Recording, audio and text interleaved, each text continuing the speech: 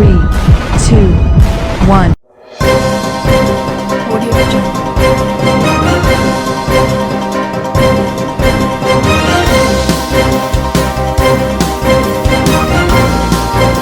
Audio Jungle. Audio Jungle.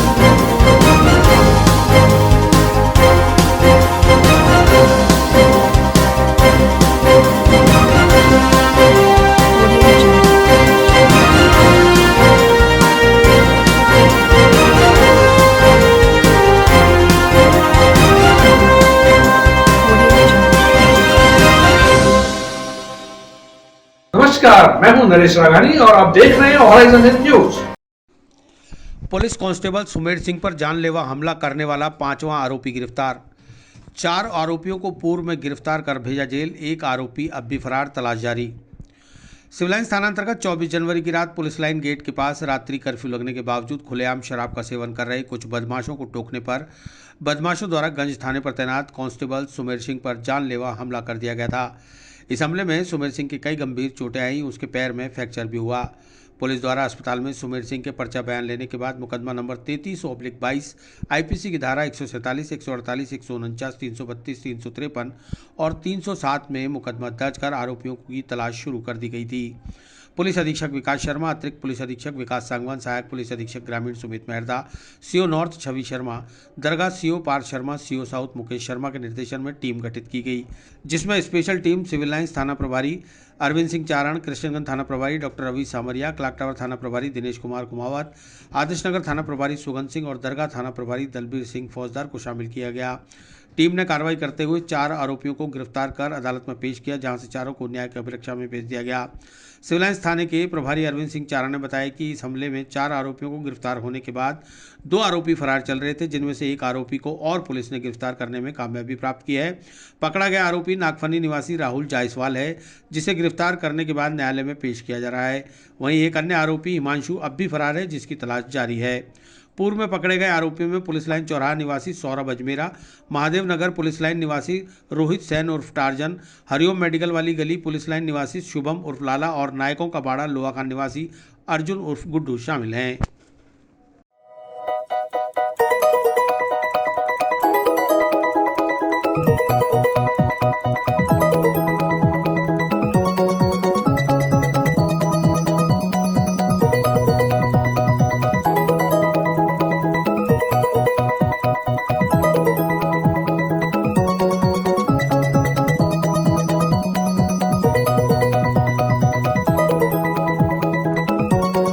दिनांक 24 तारीख को थाना गंज का कांस्टेबल था सुमेर मीणा, जो यहाँ पुलिस लाइन पे अपने काम से आया था, जिस पे वहाँ के लोकल कुछ लोगों ने झगड़ा करके उसके साथ हमला कर दिया था, जानलेवा हमला, जिसमें 4 मुलजिम पूर्व में गिरफ्तार किए गए थे। उसमें से एक मुलजिम राहुल जायसवाल, जिसे कल गिरफ्तार किया गया है।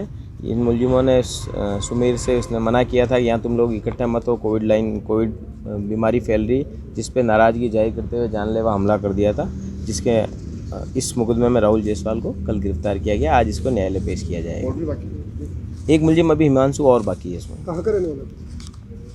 राहुल नागफनी इलाका का रहने वाला, हिमांशु मेरे सिविल लाइन थाना इलाका में रहता है। इससे पूछताछ करेंगे कि किस बात को लेकर हुआ? पूछताछ में पूर्व में भी बात आ चुकी है कि ये लोग वहाँ पे कुछ लोग इकट्ठे हो रखे थे बर्थडे मनाने के हिसाब से। उस सुमेर ने जब मना किया कि तुम यहाँ पे इकट्ठे मत हो, कोरोना बीमारी चल रही है, तो जिस पे इन्होंने नाराज़गी जाहिर की कि हमें तू रोज़ टोकता है, इस बात पे इन्होंने जानलेवा हमला कर दिया। इसमें है, बिल्कुल मुकदमे है, अभी गंज थाने से इसकी रिपोर्ट मांगी गई है। पुरानी रंजिश तो नहीं? नहीं, ऐसा पुरानी रंजिश का मामला नहीं। राजस्थान पुलिस के साथ मुख्यमंत्री की 2 दिवसीय वीडियो कॉन्फ्रेंसिंग का समापन। डीजीपी एमएल लाठर सहित प्रदेश भर के तमाम आईजी और एसपी हुए शामिल। प्रदेश के मुख्यमंत्री अशोक गहलोत के द्वारा राजस्थान पुलिस की 2 दिवसीय वीडियो कॉन्फ्रेंसिंग जो 27 और 28 जनवरी को आयोजित की गई, उसका आज समापन हो गया। अजमेर के अटल सेवा केंद्र में आयोजित वीडियो कॉन्फ्रेंसिंग की जानकारी देते हुए आईजी रुपिंदर सिंह ने बताया कि 2 दिन चली वीडियो कॉन्फ्रेंसिंग में मुख्यमंत्री अशोक गहलोत ने राजस्थान पुलिस की सराहना की है। वहीं अपराध, कानून व्यवस्था सहित पुलिस की कार्यप्रणाली पर भी चर्चा की गई। उन्होंने बताया कि आमजन को पुलिस के साथ भागीदारी का आह्वान किया गया है व नई योजनाओं पर भी मंथन किया गया। एक सवाल के जवाब में आईजी रुपिंदर सिंह ने कहा कि उर्स में सुरक्षा व्यवस्था के साथ साथ कोविड गाइडलाइन की पालना भी सुनिश्चित की जाएगी। इसे लेकर अतिरिक्त पुलिस जाब्ता उर्स मेले के दौरान दरगाह सहित अन्य इलाकों में तैनात किया जाएगा। वीडियो कॉन्फ्रेंस में आईजी रुपिंदर सिंह, एसपी विकास शर्मा, एएसपी विकास सांगवान, प्रशिक्षु आईपीएस सुमित मेहरदा सहित अन्य पुलिस अधिकारी मौजूद रहे।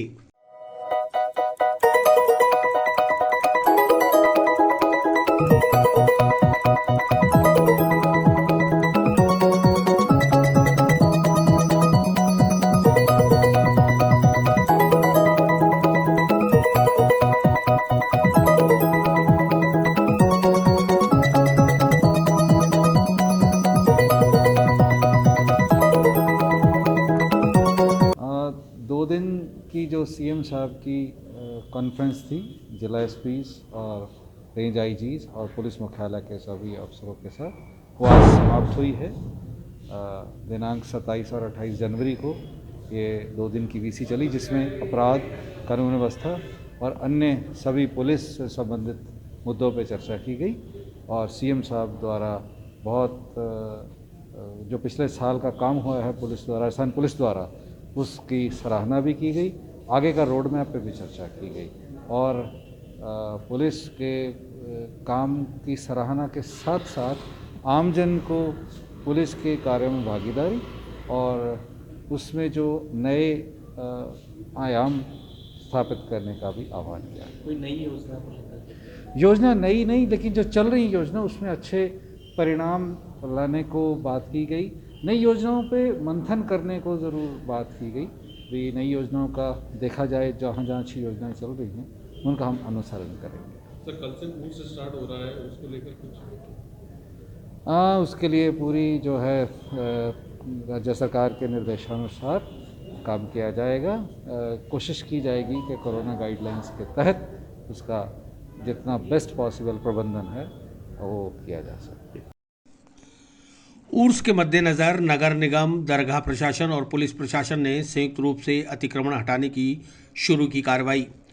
गंज, दहली गेट, धान मंडी, दरगाह बाजार, अंदरकोट सहित अन्य इलाकों से हटाए अस्थायी अतिक्रमण। शनिवार 29 जनवरी से शुरू होने जा रहे ख्वाजा गरीब नवाज के 810वें सालाना उर्स के मद्देनज़र दरगाह बाजार सहित आसपास के बाजारों में दुकानदारों द्वारा किए गए अस्थायी अतिक्रमण को हटाने के लिए आज नगर निगम, दरगाह प्रशासन और पुलिस प्रशासन ने संयुक्त रूप से कार्रवाई करते हुए अतिक्रमण को हटाया और सामान जब्त किया। नगर निगम की राजस्व निरीक्षक श्वेता चौधरी ने बताया कि उर्स में आने वाले ज़ायरीनों की सहूलियत को देखते हुए दरगाह के आसपास के क्षेत्रों में दुकानदारों द्वारा अपनी हद से आगे आकर जो अतिक्रमण किया गया है उसे हटाने की कार्रवाई की जा रही है। दुकानदारों से समझाइश भी की जा रही है और नहीं मानने पर सामान जब्त किया जा रहा है। यह कार्रवाई उर्स तक लगातार जारी रहेगी। इस दौरान कई जगह दुकानदारों का विरोध भी देखा गया, लेकिन पुलिस के सामने अतिक्रमियों की एक नहीं चली।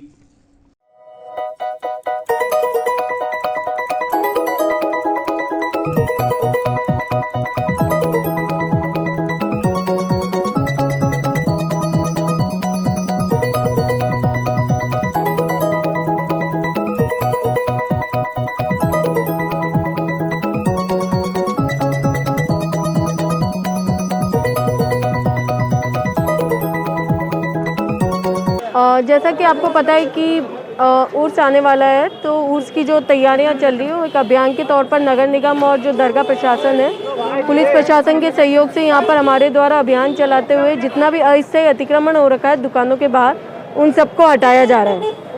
कहाँ से अतिक्रमण पूरा गंज से होते हुए दहली गेट और उसके बाद ये धान मंडी, दरगाह बाजार और उसके बाद जो अंदर का रास्ता है वो पूरा हमारे द्वारा देखा जाएगा। ये कार्रवाई कितने दिन चलेगी?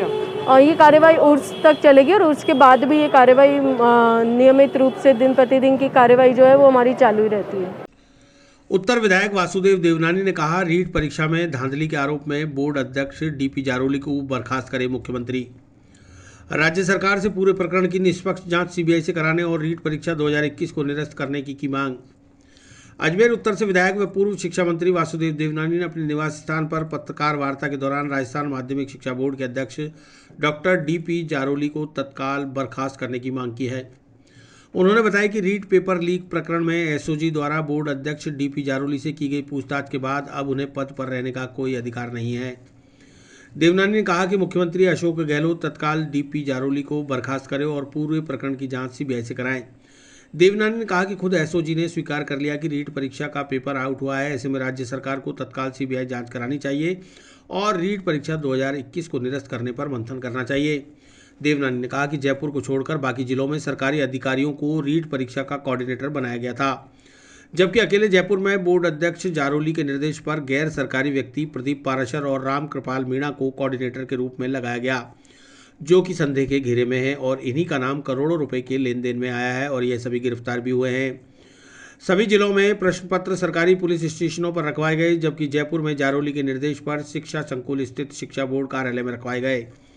गैर सरकारी व्यक्ति पर विश्वास जताने की क्या मजबूरी रही होगी, यह तो बोर्ड अध्यक्ष जारोली या फिर तत्कालीन शिक्षा मंत्री गोविंद सिंह डोटासरा ही बता सकते हैं। राजस्थान माध्यमिक शिक्षा बोर्ड के अध्यक्ष और रीट परीक्षा के मुख्य समन्वयक डॉक्टर डी.पी. जारोली ने 4 अक्टूबर को कहा था कि यदि रीट में गोपनीयता भंग हुई होगी तो वह पद से तत्काल इस्तीफा दे देंगे।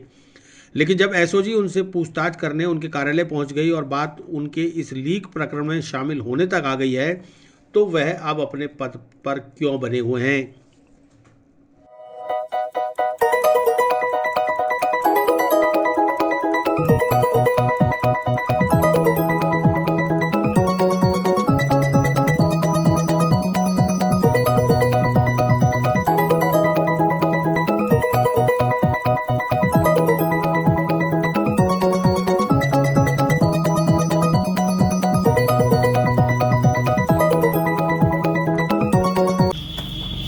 सितंबर 2021 को रीट की परीक्षा हुई। यह परीक्षा शुरू से ही संदेह के घेरे में रही है।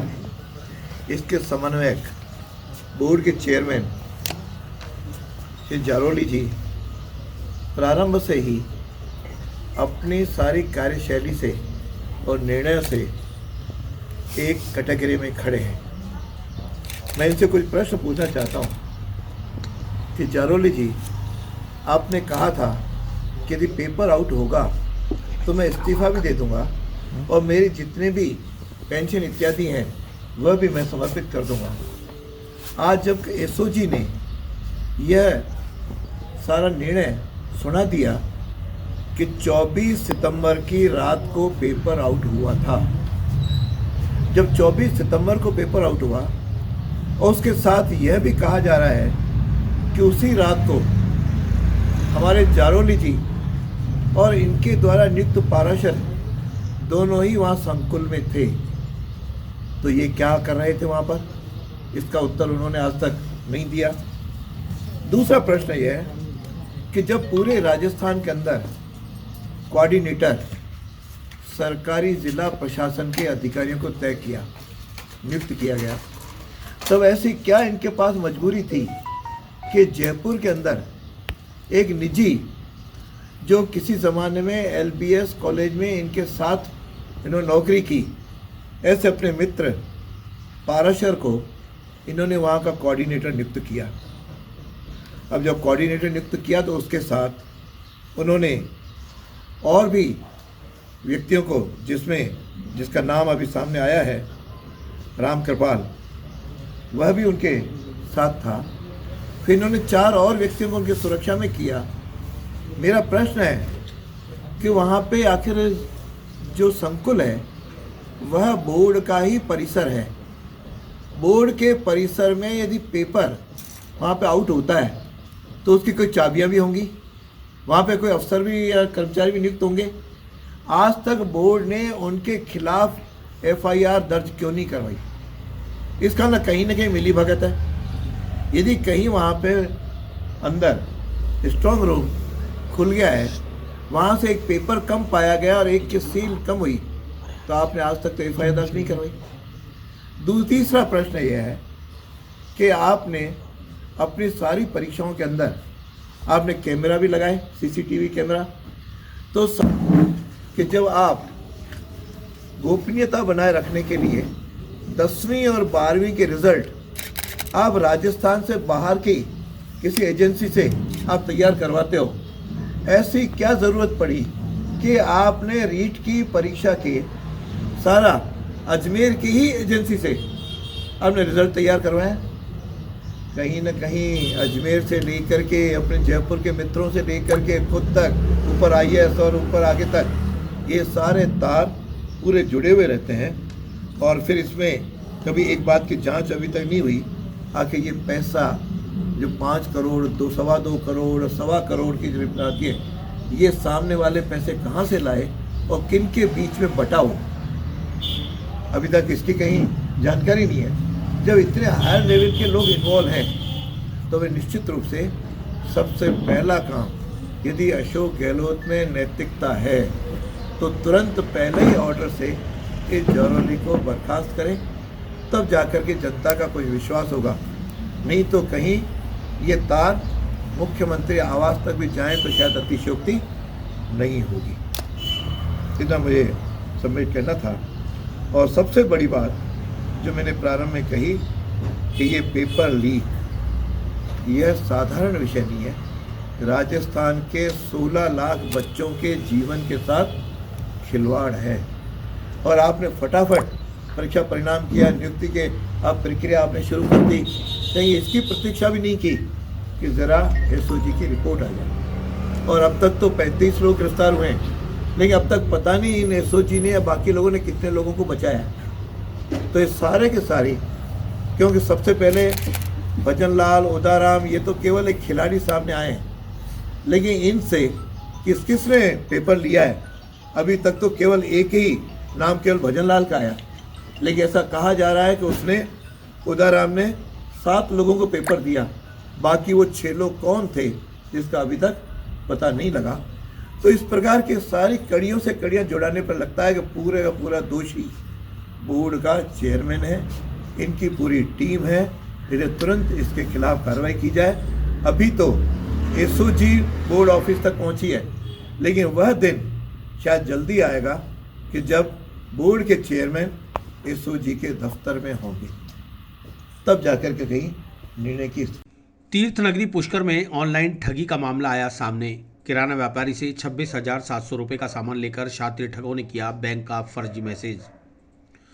तीर्थ नगरी पुष्कर में ऑनलाइन ठगी का मामला सामने आया है, जहां किराना व्यापारी से 26,700 रुपये का सामान लेकर शातिर ठगों ने बैंक का फर्जी मैसेज व्यापारी के मोबाइल पर सेंड कर दिया और वहां से किराने का सामान लेकर फरार हो गए। इस सिलसिले में पीड़ित ने पुष्कर पुलिस को लिखित शिकायत देकर मदद की गुहार लगाई है। पुष्कर कस्बे में स्थित जैन ट्रेडिंग कंपनी रिटेल एवं होलसेल किराना मर्चेंट की दुकान पर 2 शातिर ठग कार लेकर सामान खरीदने आए। इस दौरान उन्होंने ऑनलाइन 26,700 रुपये का सामान दुकान से खरीदा और ऑनलाइन ट्रांजैक्शन का फर्जी मैसेज किराना व्यवसायी के मोबाइल पर भेज दिया और सामान अपनी कार में रखकर फरार हो गए। घंटों बाद भी बैंक अकाउंट में पैसे ट्रांसफर नहीं होने पर किराना व्यवसायी ने ट्रांजैक्शन करने वाले मोबाइल नंबर पर कॉल किया तो उसे अपने साथ हुई धोखाधड़ी का एहसास हो गया। यह पूरी वारदात दुकान के पास लगे एक CCTV कैमरे में कैद हो गई। इस पर किराना व्यवसायी रामचंद्र मालू ने पुष्कर पुलिस को लिखित शिकायत देकर मदद की गुहार लगाई है। प्राप्त जानकारी के अनुसार उक्त ठगों ने प्रदेश भर में कई ऐसी ऑनलाइन ठगी की वारदातों को अंजाम दिया है। फिलहाल पुष्कर पुलिस ने मामला दर्ज कर ठगों की तलाश शुरू कर दी है।